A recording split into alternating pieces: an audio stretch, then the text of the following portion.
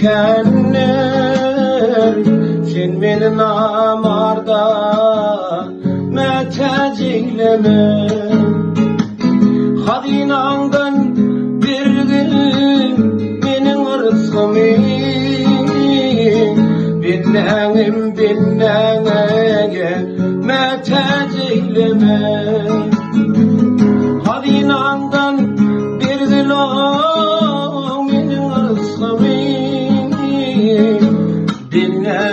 binnenge meteceğleme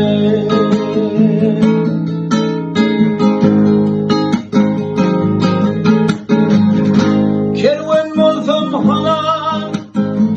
işten kaçmalıyım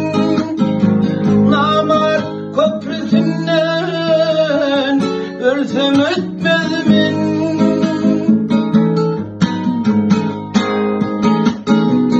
elinden bir kese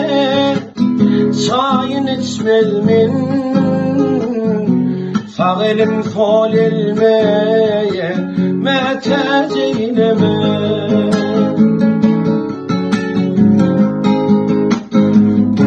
yaxşı niyet senin dilerim köptür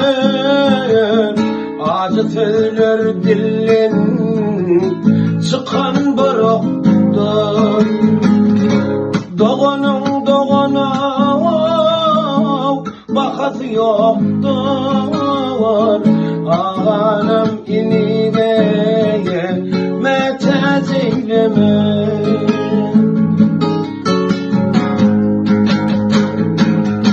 Maktım onu haktan dile bağrını diler olsun dile öz imanını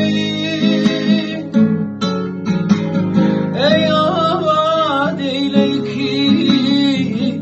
gözüm nurunu sağ gözüm sol gözeye meteceğleme